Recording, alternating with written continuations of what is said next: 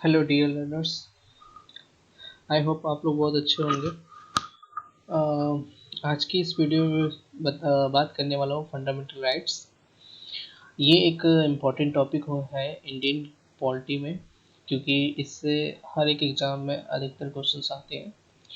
सो fundamental rights तो है ये आर्टिकल 12 to 35, यानी 12 से 35 आर्टिकल्स के बीच में आते हैं ये, और ये इंडियन कॉन्स्टिट्यूशन के पार्ट थर्ड में आता है।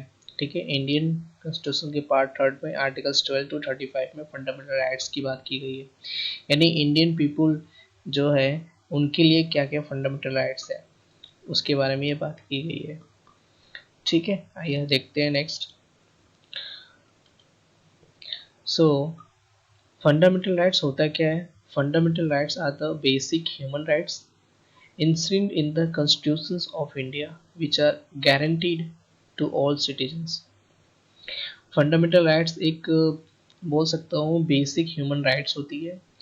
ये हमारे इंडियन कॉन्स्टिट्यूशन में इसे शामिल किया गया है, और जिसमें ये गारंटी दिया गया है सारे सिटीजनशिप के लिए, यानी इंडियन पीपल के जितने भी लोग हैं हर एक नागरिक को फंडामेंटल राइट्स दिया गया है, और ये एप्लीकेबल है सब लोगों के ऊपर बिना कोई डिस्क्रिमिनेशन से।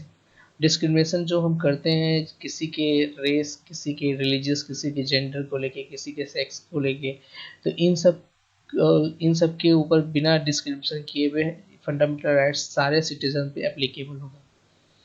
फंडामेंटल राइट्स कितने होते हैं? ये 6 होते हैं। फर्स्ट है right to equality, right to freedom, right against exploitation, cultural and educational rights होती है, right to freedom of religion, right to constitutional remedies.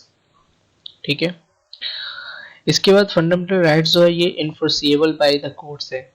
अगर कोई पर्सन है जिसका फंडामेंटल राइट्स वायलेट होता है, यानी उसके फंडामेंटल राइट्स का उल्लंघन किया जाता है किसी के द्वारा या किसी भी तरीके से, तो वो कोर्ट जा सकता है। कोर्ट में जाके वो अपने फंडामेंटल राइट्स के लिए वो क्लेम कर सकते हैं। तो ये चीज़ें यहाँ पे बोला गया है कि fundamental rights are the enforceable by the courts subject to certain condition, लेकिन इसके लिए कुछ कंडीशंस होती है। सो कंडीशन वही है जैसे कि अगर उसके वायलेशंस, कोई अगर वायलेशन है जो वो उसके फंडामेंटल राइट्स को वायलेट किया जा रहा है, तो वो person can approach a court of law, तो वो कोर्ट जा सकते हैं। ठीक है, इसको हम एक यहाँ पे लीगल टर्म है जिसको आप बोल सकते हैं जस्टिसिएबल। ये जस्टिसिएबल है यानी इन्फोर्सिबल बाय कोर्ट्स होती है, और ये इंडियन कॉन्स्टिट्यूशन में ये कंटेंट दिया गया है कि ये गारंटी दे रहा है कि आपके फंडामेंटल राइट्स को कभी भी वायलेशन नहीं किया जाएगा। इसी वजह से इसके बाद list of fundamental rights. Fundamental rights जो है ये 6 हैं, पहले 7 हुआ करती थी।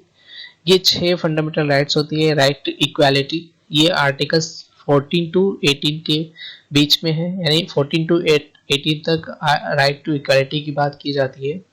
Right to freedom article 19 to 22 के बीच में है, यानी आर्टिकल 19 से लेकर 22 तक राइट टू फ्रीडम की बात की जाती है। राइट अगेंस्ट एक्सप्लॉयटेशंस, एक्सप्लॉयटेशंस के अगेंस्ट जो हमारे अधिकार होते हैं ये आर्टिकल्स 23 to 24 के बीच में है। And right to freedom of religion, किसी भी धर्म के फ्रीडम्स की राइट्स भी दी गई है, आर्टिकल्स 25 to 28 के बीच में है ये। कल्चरल एंड एजुकेशनल राइट्स ये 29 to 30 है। And right to constitutional remedies ये बहुत इंपॉर्टेंट है लास्ट वाला, एंड ये आर्टिकल 32 35 है।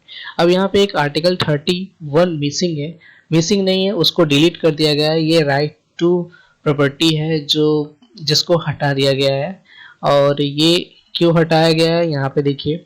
ये राइट टू प्रॉपर्टी ये आर्टिकल्स 31 था जिसे डिलीट कर दिया गया है। ये इसलिए डिलीट किया गया था क्योंकि इसके वजह से बहुत सारे सोशलिज्म गोल को अटेन करने में प्रॉब्लम होती थी।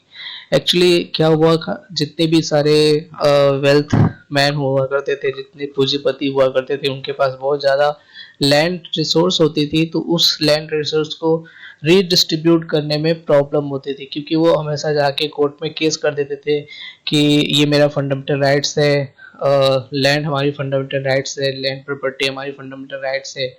सो इस वजह से ये हमेशा उनके फंडामेंटल राइट्स की वजह से आने में ये रीडिस्ट्रीब्यूशन करने में प्रॉब्लम होती थी।